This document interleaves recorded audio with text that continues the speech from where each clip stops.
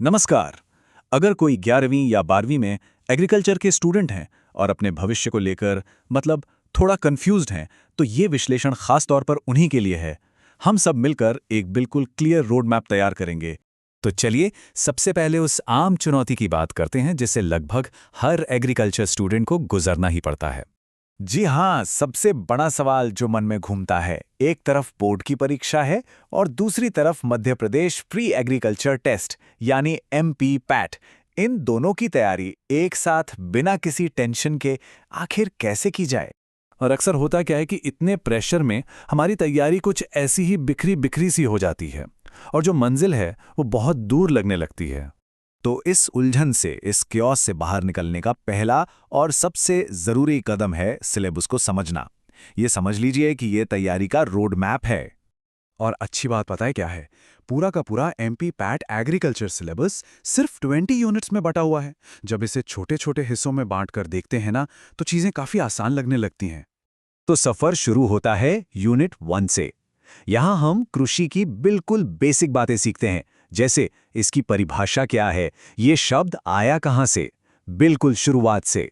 इसके बाद सिलेबस हमें धीरे धीरे फसल वर्गीकरण और फसल चक्र जैसे इंपॉर्टेंट टॉपिक्स की तरफ लेकर जाता है। इसमें सॉइल साइंस मतलब मृदा विज्ञान जैसे खास विषय भी शामिल हैं, जो खेती की प्रैक्टिकल समझ के लिए, जैसा कि हम जानते हैं, बेहद जरूरी है। और अब आती है सबसे अच्छी और राहत देने वाली बात, बोर्ड एग्जाम और MPPAT के जो मुख्य विषय हैं, जैसे फसल उत्पादन, पशुपालन और कृषि गणित। ये तीनों के तीनों दोनों परीक्षाओं में कॉमन है। इससे तैयारी का रास्ता और भी आसान हो जाता है। तो अब रोड मैप तो हमारे हाथ में है, लेकिन अब जरूरत है सही दिशा दिखाने वाले एक कंपास की, यानी पढ़ाई करने की एक साइंटिफिक स्ट्रैटेजी की। ये तस्वीर बिल्कुल साफ साफ दिखाती है कि सिर्फ घंटों तक मेहनत करने और एक स्मार्ट तरीके से एक प्लान के साथ पढ़ाई करने में जमीन आसमान का फर्क होता है। और इसी सोच के साथ एक मुलाकात कोर्स का विजन तैयार हुआ है। मतलब एक ऐसा लर्निंग सिस्टम बनाया जाए जहां कोई भी इंपॉर्टेंट टॉपिक छूट ही ना पाए। ये जो स्ट्रैटेजी है ना, ये हर तरह के स्टूडेंट का ध्यान रखती है। देखिए, वीडियो से आप कॉन्सेप्ट को गहराई से समझते हैं, इन्फोग्राफिक्स से फटाफट रिवीजन हो जाता है और ऑडियो नोट्स की मदद से तो कहीं भी कभी भी सीखा जा सकता है। स्ट्रैटेजी जरूरी है, बिल्कुल, लेकिन वो क्या चीज़ है जो मुश्किल दिनों में भी हिम्मत बनाए रखेगी? वो है सही मानसिकता, सही प्रेरणा।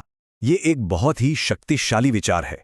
ये हमें सिखाता है कि तैयारी का जो संघर्ष है वो कोई बोझ नहीं है।